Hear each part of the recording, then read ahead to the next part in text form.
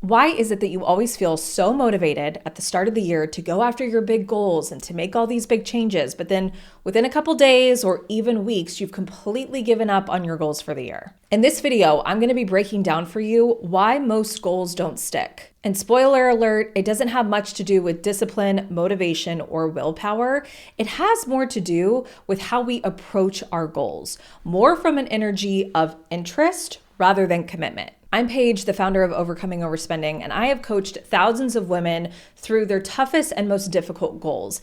And one thing that I will say is my magic superpower is helping you stay focused and committed when things get hard and not giving up on yourself and your visions for the future. By the end of this video, you're going to have learned the neuroscience behind why we're actually so prone to quit things so quickly, how to deal with the emotional discomfort that's going to come up along the way, kind of in that messy middle between deciding that you want to do something and actually accomplishing it, and how to embrace uncertainty and discomfort and reframe it as a sign that you're actually on the right path and doing something right, rather than using it as a reason to stop and give up. So if you have been the person that comes into every year and you want to do hard, challenging, difficult things because you know it's going to grow you and expand you and get the life that you want, but you can't really seem to get yourself to push through that hard and difficult middle, this is the video that's going to get you to the finish line so that you actually finish this year being one of the 10% of people that accomplishes their goals rather than being in the 90% of people who never get there. Like I said, this is part 2 of a 3-part series. So if you like this video, definitely make sure that you go back and you watch part 1, which is a precursor to this, and also make sure that you watch step 3, which is going to be how we're bringing it all together. I've linked those videos below in the description. And if you like this video, make sure that you like it, stick around, and subscribe. Here we go. What percentage of people do you think, and y'all can put this in the chat, but what percentage of people do you think give up on their New Year's resolutions by the end of January? So we were talking about this yesterday, but I was telling you how there is a shockingly high number of people who come into the new year, set these resolutions, have all these big, exciting goals and these big visions for what they want to do in this, new year, how they think they're going to change in the new year. But the data on this is actually quite shocking. Okay. You guys are putting some high numbers in the chat. I see 90, I see 75, I see 95, I see 90. Okay. You guys are really, really close. So here are the exact stats and the exact numbers. I'm going to read this off my notes. First of all, I think this first one is most shocking.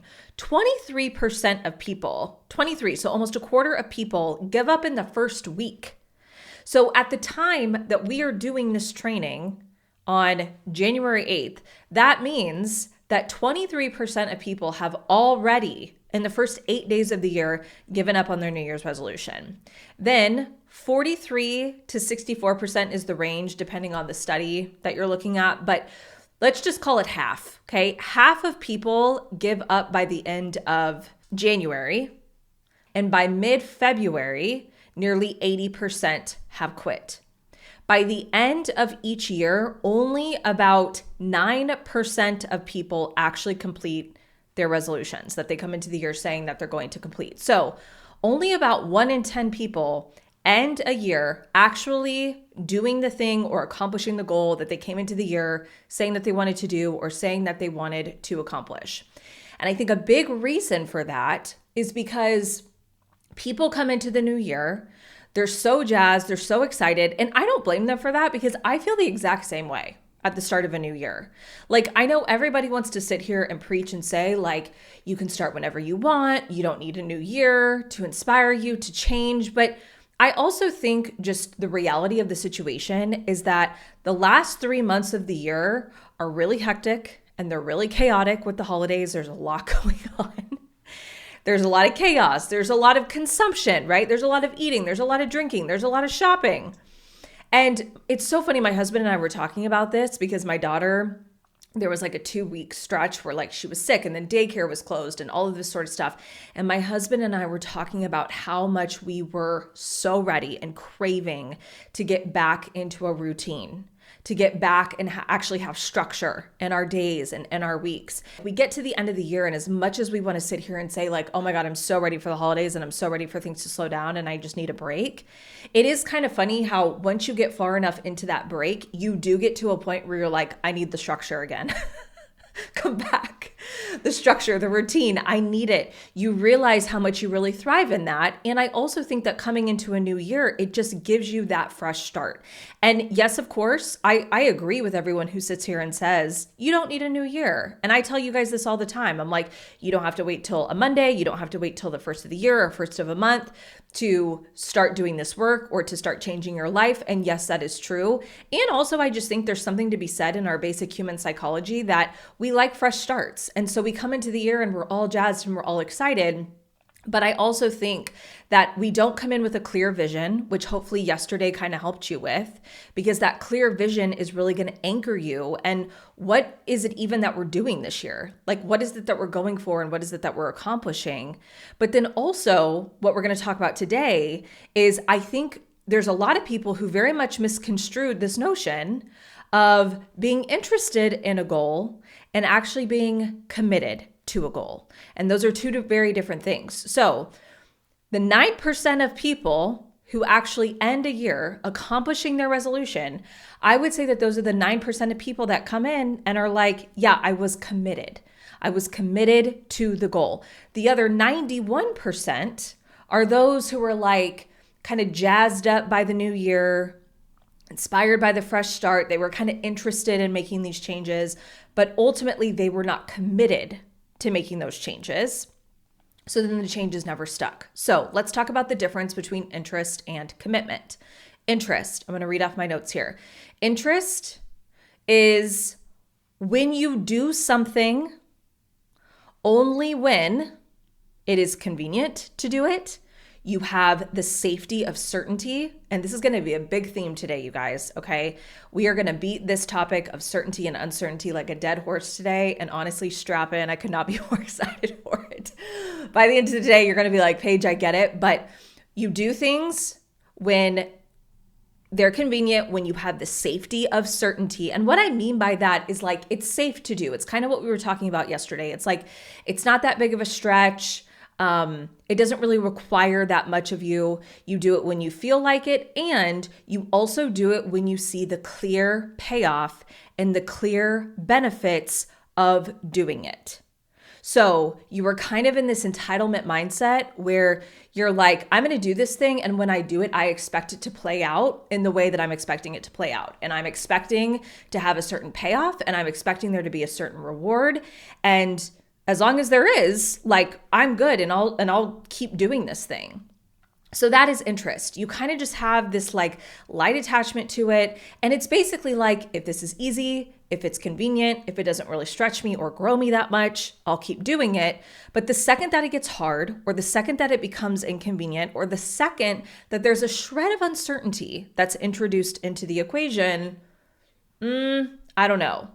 Now, based on everything that we talked about yesterday, you know that when you think really, really big, past the confines of your past your current set of abilities, when you start doing things that you have never, ever once done before, you can understand why, if you come in with a mindset like that, mildly interested in it, you're not going to get very far.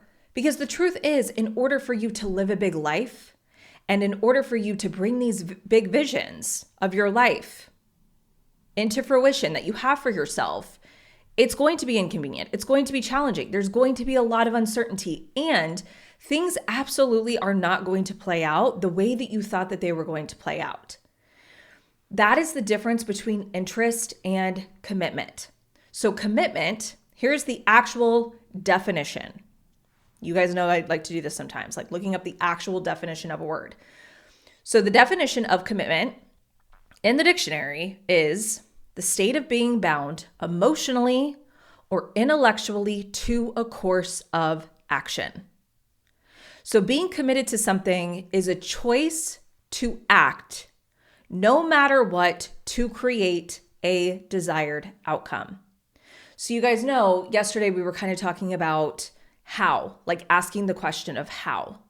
And of course, asking the question of how is really important, but the difference between interest and committed is asking, it's kind of like this difference between the mindset of like asking the question of like if it's going to happen and how this is going to happen. So it's kind of like, well, I don't really know if this is going to happen. Like maybe it will, maybe it won't. Is it going to happen? Might.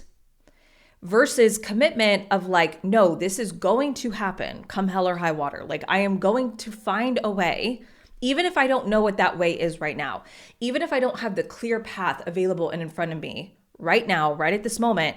But it's not a matter of if this is going to happen, it's a matter of how this is going to happen. And so I'm not going to waste my mental energy on going back and forth of will it or won't it happen, but instead I'm going to use my mental and physical and energetic energy trying to figure out the how that we talked a lot about yesterday. When you are committed, all the other things that throw you off when you're just interested, like uncertainty, like dips in motivation, like increased fatigued, heightened levels of resistance, and things not going according to plan. When all of those things happen, you don't use them as reasons to stop, and you don't use them as reasons to give up. So I want you to think about what was the big vision that you were thinking about for 2026 yesterday. And then I really want you to think about, if I'm being honest with myself right now in this very moment, which one of those best describes me? Does it describe me as I'm more like kind of interested in this? Like maybe if we'll see how it goes, but I don't know. I'm not really that willing to get that uncomfortable. I'm not really that unwilling to work that hard. Or does it sound more so like you're like, no, I am absolutely committed. I am willing to deal with all of the discomfort and all of the uncertainty that's going to come up and putting all of my focus and energy behind the how. And I want you to think about, this is just, and again, we're not doing this from a place of shame, judgment, or self-criticism, but more so curiosity and compassion so that we can do better moving forward. But I want you to think about, like, am I typically in that bucket of people that comes into a new year and I'm in that 25%, almost quarter of people that give up in the first week, or the half of people that give up by the end of January, or the 80% of people that give up by mid-February? Like, am I typically in that group of people? And if the answer is yes, really and wholeheartedly evaluating, well, is that because I've more so been taking an approach of interest in the goal versus commitment in the goal? We're really going to be talking about two main things today, but one main thing when it comes to building up commitment. And if there's like a key word for today, other than interest and commitment, if there's another kind of like key word that you're going to hear me say a million times in this training, okay? So just, like I said, strap in and get ready. That word is going to be uncertainty. I have coached so many of you this past year on the topic of uncertainty. And if there is anything that I've become certain about over the last year, is that your success in life will be directly correlated to how much uncertainty you are able to tolerate in life. And so that's why I want to talk to you about this topic of uncertainty, because here's what's going to happen. When you start thinking as big as I challenged you to think yesterday, what that means is that you are veering off into a completely new territory of your life. Unexplored territory. You are going to be doing things, meeting people, developing skills, learning knowledge sets that you have never, ever, ever learned before. And it's all going to be the building blocks that are needed to create that big impossible vision and bring it to life. But it's also going to introduce a ton of uncertainty into the equation. And if there is anything, literally anything, some of you guys have heard me say this before, that our brain hates more than anything, it is uncertainty. Because remember, brain's number one job is survival. And one of the key tools that your brain is always trying to manufacture to ensure that survival is certainty. Mental certainty is a big way that your brain tries to do that. What we talked about yesterday, through your amygdala, by telling you what's safe and what's not safe, by your RAS, by filtering out your reticular activating system, by filtering out information that doesn't match the vibe of your brain, that doesn't confirm your deeply held beliefs, and only letting in, data, evidence, and stimuli that does. So then you just repeat the same things over and over. The past comes into the present. It's just rinse and repeat your whole life. And that's not anything to, again, be ashamed about. It's literally how your brain is designed to work, because your brain is a certainty machine. It is designed to manufacture certainty wherever it can. When you understand that, you can realize that uncertainty kind of feels like your brain's enemy. And it's kind of like a catch-22 here, because uncertainty is a requirement for growth and expansion and evolvement. And also at the same time, your brain is going to be fighting against it every step of the way.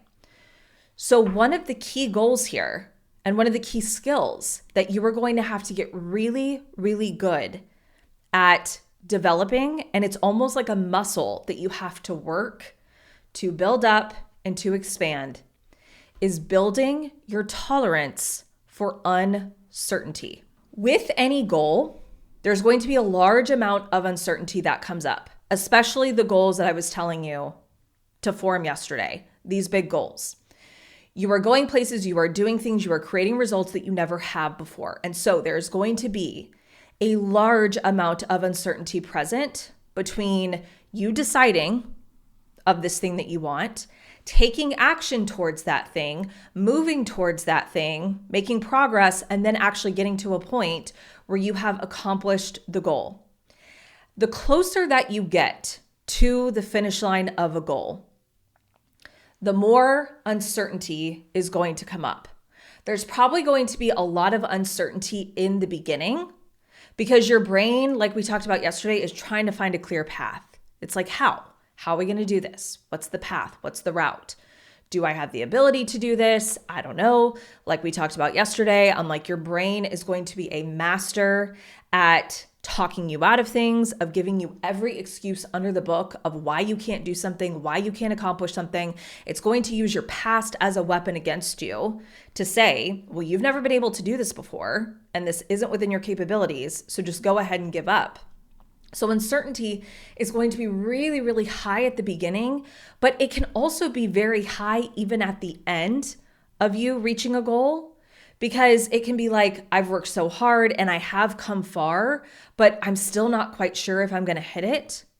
Or oftentimes our progress towards a goal isn't linear. And I need you guys to hear this. This is so big. Oftentimes when we set a goal, and we're going to be talking about this towards the end of today, but when we set a goal, whether it's a weight loss goal or a savings goal or a debt payoff goal or a revenue goal in our business, whatever it is, when we set a goal, we think that the progress towards that goal should be linear. So if you're like, I want to save up $40,000 this year, you do that math, and you're like, okay, well, what does that mean I need to save each month or each paycheck? And you do that math, and then let's just say your first couple pay periods or your first couple paychecks, you don't hit that goal. And you're like, oh no, freaking out. Well, now I'm not going to hit it because I've already missed the first couple of milestones, so I might as well just give up. Because what you're doing is you're tracking your progress towards that goal in a linear fashion. Versus thinking about progress towards your goal in a exponential manner, in a compounded manner. To say, like, maybe I don't hit my savings goal or my debt payoff goal, or maybe if I'm telling myself, I want to lose 50 pounds this year, which means I probably need to lose like 4 pounds a month-ish, right? A month goes by and you've only lost 1 pound. You're like, well, I'm screwed. There's no way I'm going to hit this goal now, right? Might as well quit. Might as well give up. You might have a month where you lose 1 pound, and you might have a month where you lose 7 pounds, right? You might have a month where you can only contribute $2,000 towards a goal, and then you might have another month where a tax return comes in, a bonus from work comes in, something else comes in, side hustle income comes in, whatever it is, and you're able to put $6,000 towards the goal. Because of all these scenarios, there can just be so much uncertainty, and you're in this period of trying, efforting, making progress. The results that you are expecting to happen are not happening. You are getting closer and closer and closer to the time frame that you gave yourself, and you haven't seen the results that you were expecting up until this point. not matching what you thought you were going to create. And so the uncertainty really starts like stacking up on top of each other, which becomes very, very uncomfortable to your brain. Okay. So what your brain is going to do in a situation like this, and this is key to have this recognition that this is going to happen, is that your brain then is going to start trying to predict the outcome of what is going to happen. And how your brain predicts outcomes is mostly, like I said, based on your past. Your brain loves your past. Your past is like BFF to a survival-based brain because the past is certain, it's happened, it's familiar. So when your brain is trying to predict an outcome, it's always going to predict the outcome that you're not going to hit the goal. And also because of other things, because your brain has a negativity bias, which means that your brain is wired to always think of and default to worst case scenarios and why things aren't going to work and how you're going to fall short. And so because of past evidence that you don't have, because of your brain's just natural built-in negativity and scarcity bias, your brain is going to go ahead and predict the outcome of what is going to happen. And when it does that, because our brains are not designed for positive outcomes, the outcome usually is going to be your brain telling you, like, yeah, you're going to fail. You're not going to get there. You're not going to lose the weight. You're not going to hit the savings goal. You're not going to get the debt paid off. You're not going to change this habit. You're not going to hit the revenue goal in your business. And so here's like in my notes, your brain is inclined to grasp for the certainty of failure to release you from the tension in your body of the uncertainty that it's holding. I don't think we realize how uncomfortable uncertainty is. And like I was telling you, a lot of you guys that I've coached this past year, you were dealing with a lot of uncertainty in your life. Whether we were talking about whether you were going to get a promotion at work, whether you were going to get laid off or not. I remember coaching a couple of you guys going through the, government shutdown or dealing with layoffs or dealing with furloughs, not knowing when you were going to get another job, not knowing what the job was going to be, not knowing how much the job was going to pay you. Those situations are all situations where uncertainty is at an all-time high. And I want you to think about times in your life where uncertainty has been really high and how uncomfortable that uncertainty felt in your body. And that is what your brain is trying to alleviate by predicting a potential outcome here, by saying, yeah, you're not going to hit it, so just go ahead and give up. Because like I said, I'm going to read this again. Your brain is inclined to grasp for the certainty of failure to release you from the tension of uncertainty in your body. Your brain would rather grab the certainty of failure than hold the uncertain possibility of success. Okay, this is wild because of course, like we always think obviously, of course my brain wants me to do well. Of course my brain wants me to succeed. No, your brain wants things to be comfortable. Your brain wants things to go back to the way that they were. Even if the way that things were aren't great, aren't ideal, aren't good for you, aren't healthy for you. Like I told you yesterday, brain doesn't care about that. Brain doesn't care about success. It only cares about sameness. It doesn't care about potential. It only cares about predictability. So your brain would rather grab to the certainty of failure than sit in the uncertainty of possible success, which is so crazy to think about. Your brain would rather grab, I'm just going to keep saying this because it's so good. Your brain would rather grab for the certainty of loss than keep tolerating the uncertainty of a potential win. When all that becomes too heavy to hold, what will happen is your brain is just going to go, just stop. Like, just give up. You're not making the progress that you need to make. Things aren't happening the way that you thought. This is so much harder than you thought it was going to be. This is wildly inconvenient. And so let's just stop. Because again, remember, another big part of your brain is efficiency. Your brain wants to conserve energy and be efficient with things. And so of course, when your brain is telling you like, why are you doing this? This is such a waste of time. You're not going to do it. You're not going to get there. You're not going to accomplish the thing that you want. With all the uncertainty that this is creating and with how inefficient this feels and with how hard I'm working for getting such a little payoff, like, let's just stop. And so I think this is a big reason why A, people give up on goals so quickly, and B, people become really averse to both thinking big and the goal setting process. So people will say things like, well, I just don't set goals anymore because I just got tired of failing and I just got tired of setting goals and then not hitting the goals. And it's kind of like, okay, but did you really fail though? You guys know I don't really like to use the word failure, but I'm like, let's just go with this a second, okay? Let's just use the word failure and let's just say that you actually failed. Which I think when we're talking about goals, how we would define that is I didn't hit my goal. That means I failed, right? But it's like, can you in your heart of hearts, again, this comes back to the interest versus commitment thing, can you in your heart of hearts really say that you failed? Meaning, did you truly give it your all? Did you hold belief the entire time? Did you problem solve? Did you troubleshoot? Did you not give up? Did you explore every possibility, unturn every single stone? You got to the end and you said, there is no possible way that I could have tried any harder than I did. If you can honestly sit there and say that, then I will concede with you and I will say, okay, fine, then maybe you did fail, right? If you can say that and you're like, and I still didn't hit the goal, fine, maybe you did. But again, I find that 90% of people can't honestly sit there and say that because their inability to tolerate uncertainty gets to them before they even get to that point. They sit there and they say, I failed. I didn't reach my goal. I couldn't do it. But it's like, yeah, but you didn't do it and you didn't reach your goal because you stopped and you gave up prematurely. You let the uncertainty win.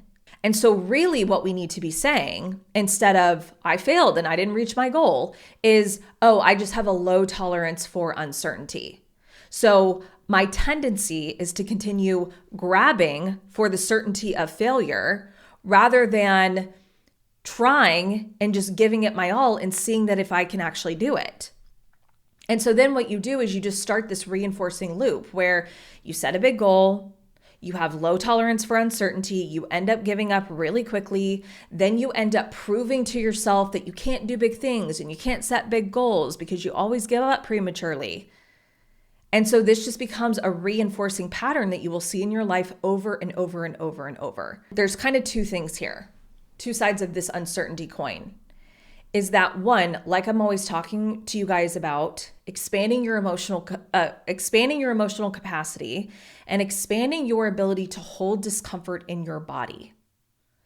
And to view that as your body trying to signal something to you and communicate that to you, but you being in charge of your interpretation of what that uncertainty in your body means. You have a choice when that feeling of uncertainty, when that discomfort comes up in your body. And your two choices are either I say, I can't handle this uncertainty, it's too uncomfortable, so I'm going to go ahead and just stop and give up and give in and create the certainty of failure rather than sit in the uncertainty of potential success. Or I'm going to take that discomfort of uncertainty and I'm going to use it as a signal that I'm actually doing things right and correctly. That obviously, of course, when I am doing things and creating results that I never have before, that there are going to be copious amounts of uncertainty. And so instead of using it as a signal to stop, we use it as a signal that we are on the right track and that we are actually making progress.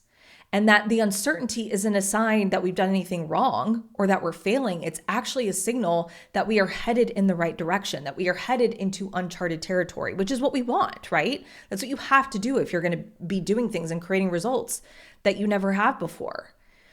And like I tell you guys, expanding your emotional capacity requires you to sit with your uncomfortable emotions more, to be in a more allowance state with the discomfort, to show yourself, I can handle the uncomfortableness of growth and expansion and not run away from it. It's like building a muscle.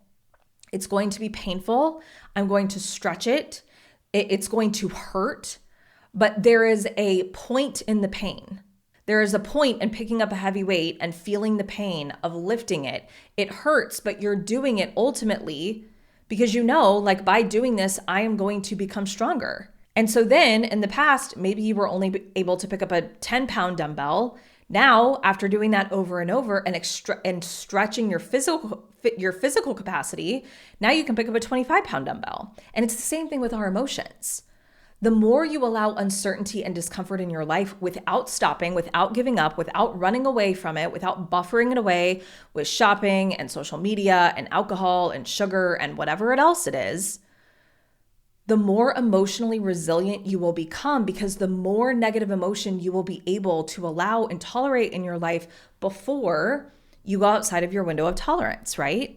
So that's the first side of it, is just building up your capacity for more uncertainty by putting yourself in situations that feel uncertain and not abandoning yourself in those situations. But then the second part of this process in helping you get through those times of uncertainty is asking and answering the question, who do I want to be throughout the uncertainty? Who do I want to be in the middle? Who do I want to be in the middle between saying that I'm going to do something and starting that journey and actually getting to the end, whether I accomplish the thing or not? But the middle of that journey between saying I'm going to do something, trying as hard as I possibly can, giving it everything I got, holding belief the entire time, to getting to a point where it's like I either did it or I didn't, but I got to the end of the road and I was fully committed the entire way. Who do I want to be in that middle? And a lot of times when I'm coaching you guys and this topic of uncertainty comes up and you are in the mud of the uncertainty and I can see how uncomfortable you are, it's a question that I always ask you. And it's a question that I always tell you, I really want you to think about this and reflect on this. Who do you want to be in this season of uncertainty? How do you want to look back on yourself a year from now when everything has fallen into place and the answers have become clear? How do you want to look back and say that you handled this situation? And one thing that I like to do is equal airtime, right? So there's going to be a portion of this that is so incredibly uncertain, but there's also so much that we can create so much certainty in that we totally forget about along the way. So there's a lot that is outside of our control that we don't know how it's going to play out or when it's going to happen or how things are going to happen, especially things out in the external world, or if we're having to deal with or work with other people. Like, there is a lot that, yes, is totally and completely outside of our control. But there's also so much that's within our control that we can be certain of. So even if there is uncertainty, you are also powerful enough to create enough certainty in your own life to push you through those chapters of uncertainty. So the question that you can ask yourself is how can I create certainty in my life? What can I be certain of in this season of uncertainty? Can I be certain that I will give it my all, try as hard as I can, and go through the finish line? Can I be certain of my ability to tolerate uncertainty, right? Can I be certain that no matter what happens, I will use this as a learning opportunity to get better moving forward? Can I be certain that I will always have my own back, I will always be kind to myself, and I will always take care of myself in the best way that I'm able to and know how to? Yes. So even in the uncertainty, there is always so much certainty that we can create by focusing on, there's a lot I can't control, but there's a lot that I can be certain of in this situation. I can be certain that I'm going to problem solve and figure this out, and I'm not going to quit. I can be certain that no matter how this plays out, I am going to be proud of myself and proud of how hard I tried and the actions that I took. So really think about those two things, you guys, about uncertainty. Are you someone who runs away from uncertainty? Who it's like the uncertainty of the goal becomes too uncomfortable that all of a sudden you're like, I can't do this anymore. I can't handle this anymore. Like, I'm out. And this is something that I've realized has been so true for me. This is what we were saying yesterday. Like, being in a state of belief is so much easier and better and more efficient than being in a state of disbelief. And to some people that might sound obvious, but I think a lot of people actually live a life opposite of that. A lot of people live a life where it's like it's easier not to believe than to believe. And I think it's so much easier just to believe than to not believe. Maybe you feel the same way about you, but I actually like myself as a person. I like the version of Paige who is in belief versus disbelief. Like, I think it's way easier to work super, super, super, super hard for something than to not work for something at all. So I like the version of myself who's working really, really hard for something. And I like myself more when I'm expanding my capacity versus not trying to expand my capacity at all. I think it's easier to expand your capacity than it is to shrink. I like myself more when I'm showing up and when I'm fighting for what I want and when I'm giving it my all and I'm going after everything, even if I fail. Like, I like myself more being in resilience and trying and even perhaps failing than not trying at all and hiding and avoiding. I like myself more when I can overcome my excuse or my reason not to do something versus giving in to my excuse to do something. Like, the experience of how I see myself, my identity, how that just feels in my body. I feel like I have more energy.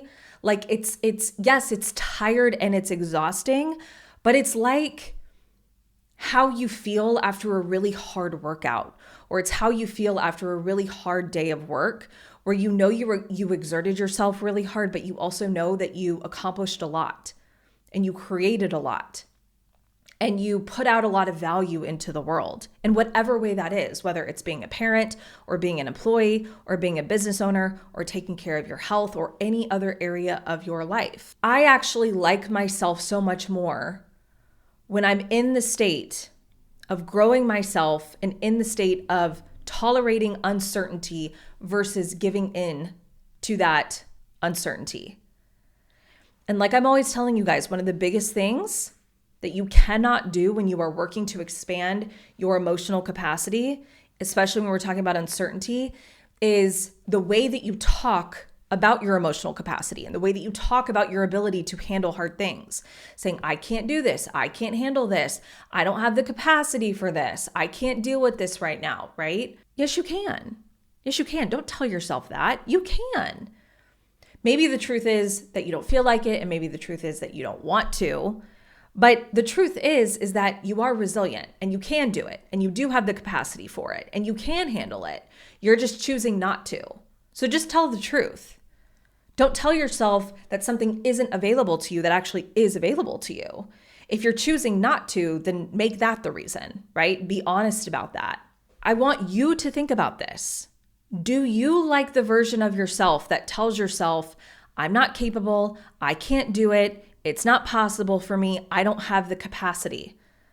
Like, say that out loud and let that sit with you for a second and really say, do I like that version of myself that says those things? I mean, it's really like the difference between, like, we sit here and we say, I can't do this, I don't have the capacity for this, I can't handle this. And I really want to challenge you to say, like, no, if there's anything that we're going to have a low tolerance for this year in 2026, okay? Instead of having a low tolerance for discomfort and a low tolerance for uncertainty, let's have a low tolerance for our own BS. And like I told y'all, I'm speaking to myself here, okay? Like, I am speaking to myself here, right? So it's like, I can tolerate uncertainty. I can tolerate uncomfortableness and discomfort. But what I'm not going to tolerate and what I'm done tolerating are my own excuses, my own self-imposed obstacles, wanting something, desiring something for myself, and then not doing a thing about it, not doing a thing to get it. That's what I can't handle. I can't handle having this like big version of my life that I want to go out and create and then just not doing anything about it. I don't think that this is the experience for every person and for every human being, but I think that most of you in this community will resonate with this when I say this, that There are certain people who that creates more discomfort than the discomfort that it takes to actually go after what you want, right? Like sitting with the uncertainty and the discomfort of achieving the goal or actually going after and doing the thing that you want to do, like that flavor of discomfort I will take every day, totally, over the flavor of discomfort of knowing that there is a version of future Paige out there who is depending on me in the present moment to make choices and be brave and be bold to bring her to life. And I'm not willing to do that in the present moment. Like I'm not willing to tolerate the uncertainty and the discomfort in the present moment to actually bring her to life. Like that is what I can't tolerate. There is going to be a lot of uncertainty along the way, but you just have to realize that none of it is a problem. It's there for a reason. And how you build your tolerance for certainty is by not giving up prematurely, by not making the uncertainty a reason to stop and give up and go back. You keep charging ahead. You be in that commitment energy versus the interest energy. And also, when the uncertainty does feel uncomfortable, when you're like, I don't know how I'm going to do this, things are not going the way that I thought, you anchor into the certainty that you know that you do have. There's so much more that you can be certain of than not. This video is brought to you by Elevate, my 3-part workshop that helps you escape your emotional shopping and expand your inner wealth. Listen, I know that if you are here, you are smart, you are successful, you are ambitious, and you are also deeply frustrated by the fact that you know better, but you really can't seem to get yourself to do better. You are tired of using shopping as your emotional crutch. And you keep telling yourself, this is going to be the last time. This is going to be the last time that I make that impulsive purchase, or that I rack up the credit card debt again, or that I go through this emotional shopping cycle. You make all these grand promises, but within a matter of days or weeks, you're just right back where you started. Now listen, hope isn't lost and you are not alone. I have helped thousands of women with this.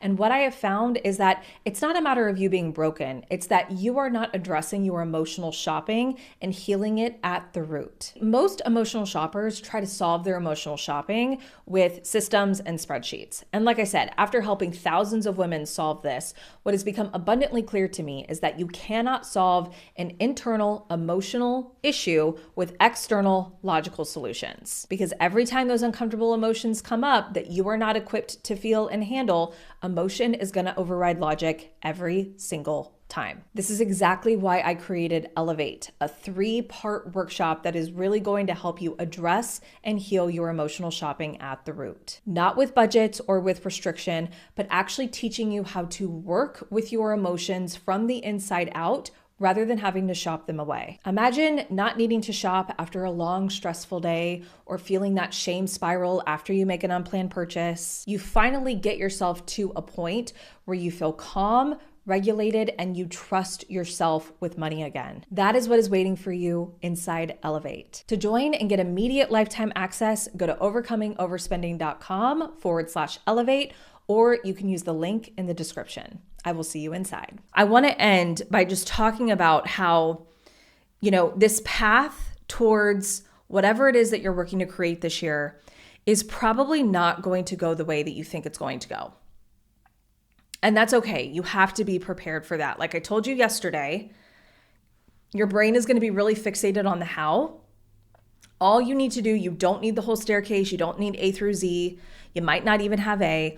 All you have to do is just ask yourself powerful questions to come up with the next step or the first step. And then you gather data and information, and then you make the next best guess, and you take the next step, and you keep going there after there after there after there. But this is what I was saying before, is what creates so much uncertainty for us is going into a process like this and thinking really big and thinking that we should A, have all the answers right out of the gate, or B, that we actually think that we do have all the answers out of the gate and thinking, oh, I know exactly how this is going to play out. If you can clearly see, or if you feel really like certain and strong about this is exactly how this is going to play out, you're probably not thinking big enough.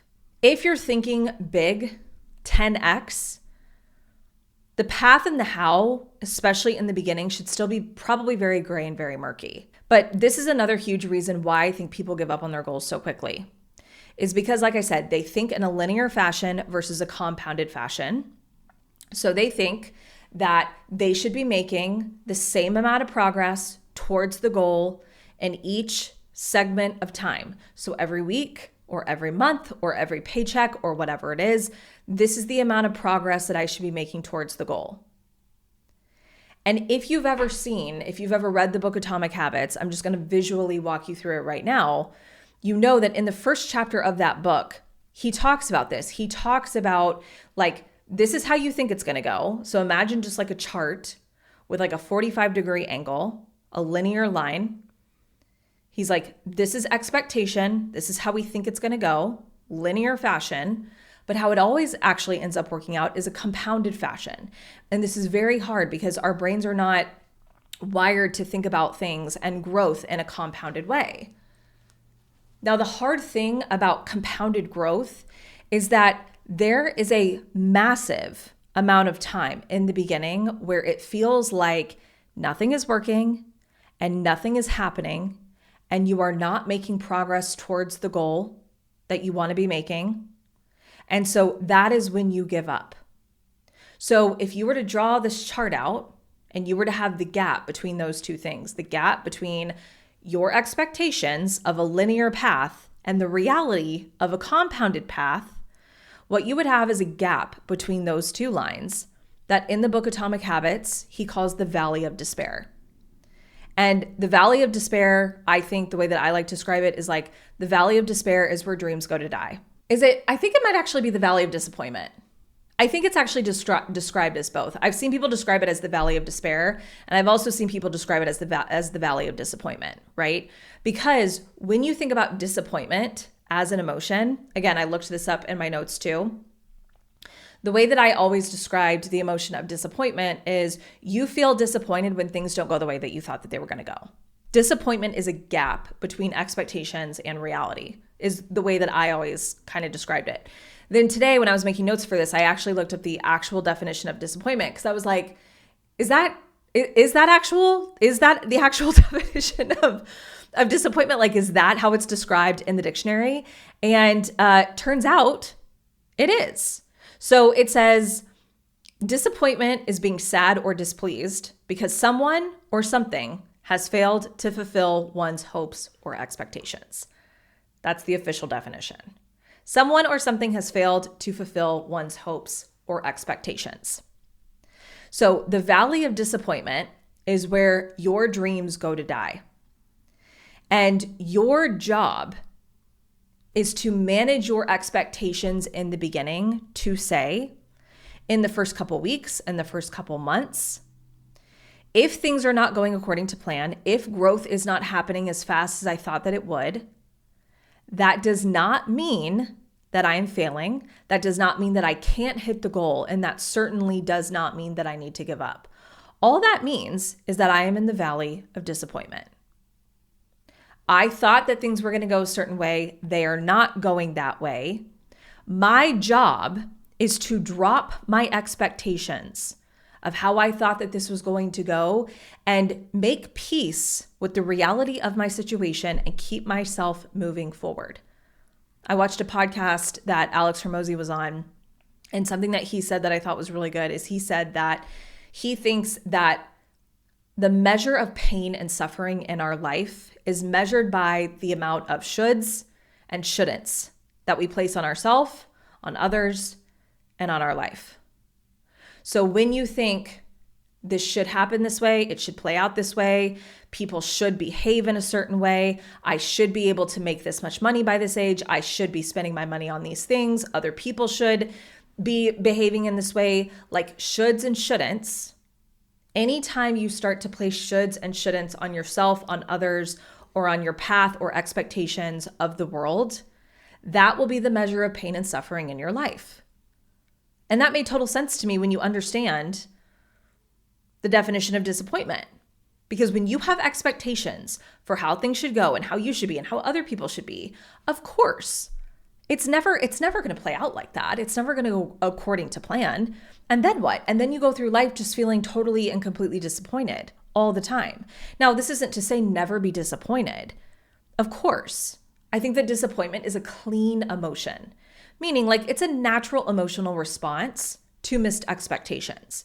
But the point of this is to say that like a lot of the disappointment that I feel is self-imposed through my own ideas of what the expectation should be or how this should play out.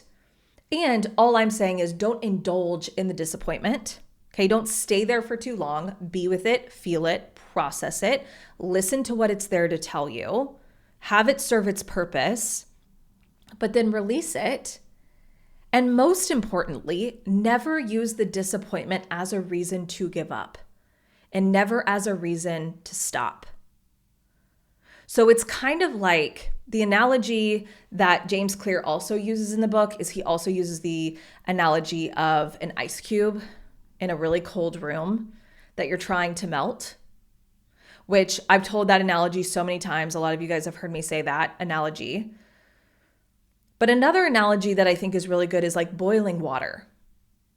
So if you put water in a pot and you start to boil it, you understand that it's going to take, 5 to 10 minutes for the water to start boiling.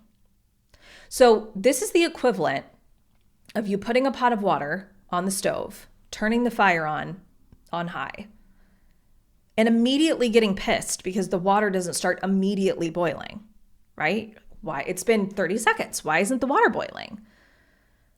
Well, it's heating up. Yeah, but it's not boiling. Yeah, but it's getting hotter, right? Like we're going there, we're tracking.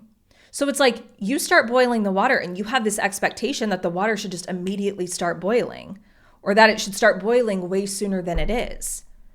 And so it's like, girl, listen, it's not that the water isn't going to boil. It's that it needs more time. It's that you have misaligned expectations about how fast and how quickly this was going to happen. The water is heating up. It just hasn't reached the boiling point yet. So then what a lot of us do is we turn the heat down. And then, of course, what ends up happening is you don't get the water to a boiling point because you turn the heat down. Because you're like, oh, it's not working. It's like, no, girl, it was working. You were getting there. It was working. You just turned the heat down. And so now you're not going to get there. And if you had just given it time and trusted the process and go, oh, instead of turning the heat down and being like, oh, this is never going to boil, I might as well just give up and turn it off. You go, oh, this is just going to end up taking more time than I thought it was going to take. So I'm just going to let it keep boiling and we'll get there, right? That is the equivalent of commitment versus interest. That is realigning your expectations of being in the valley of disappointment, of saying, my expectations around this were just completely misinformed. And that's okay. Like I've never done this before. I've never created this result. How on earth did I come into this expecting that I was going to know exactly how this was going to go? Of course I was wrong. Of course my best guesses were misaligned and weren't accurate. That doesn't mean stop. That doesn't mean give up. It just means readjust expectations and keep going, keep efforting, keep trying, keep troubleshooting until we get there. Because if you keep going, the water will boil. But what you cannot do is turn the heat down. When you turn the heat down, you fall into that valley of disappointment and dreams die. Dreams go to die. They fall into that valley and they never come out. You never come out the other side. Because if you keep going, again, just Google this. Google Valley of Disappointment. You'll see the chart. On the x-axis, there's time. If you keep going, all of a sudden, boom, things take off. And you will see this in so many areas of your life. You will see this compounded growth with health, with wellness, with money. Some of you guys tell me, Paige, it feels like I am just crawling along on these goals. I can't change my habits. It feels like my savings is not budging. It feels like my debt isn't going anywhere. And what I tell you is, yes, of course, let's take a look at everything and let's take a look at, the strategy and see if there's things that we need to tweak, if there's any obvious things that are holding you back or making this unnecessarily hard, painful, or slower than it needs to be. But another part of this is just, you got to give yourself time. You came into this thinking that it was going to go boom, and it's just taking a little bit longer. And that's okay. It doesn't mean anything's gone wrong or you're failing, right? I've told this story before too, not money related, but a couple years ago, I was trying to lose 50 pounds. And I started doing all the things that you were supposed to do. I started exercising. I cut out alcohol. I started eating better, right? Adding more movement into my days. And I remember for the first 2 or 3 months, it was a long time. The scale barely moved. I lost 5 pounds. And I was trying to lose 50 pounds in a year. So again, my brain was going to, oh my God, you're way behind. You are way off track. There's no way that you're going to hit this goal. But I didn't give up. And I just kept doing those things. I'm like, okay, I know this is how you do it. I know. It's science. I'm like, I know that if you eat in a calorie deficit, you're burning more than you're taking in, you're taking care of your body, you're reducing stress, you're prioritizing sleep, check, check, check. I was checking all the boxes. I was like, I know if I do that, something's going to break. And then all of a sudden, boom. I don't know what happened, but it took me 3 months to lose 5 pounds. And then in the next 3 months, I lost 25. And I did absolutely nothing different. It was like my body just all of a sudden was like, got it, boom. And everything just came together and just everything started to melt off of me. And I think about that so often because what I tell myself is I'm so glad that I did not give up during that first 2 or 3 months and saying oh, I've only lost 5 pounds and I'm working so hard. The results were coming. My water just hadn't started boiling yet. All of a sudden though, I reached that boiling point and it was boom, baby, we got boiling water here. Let's go.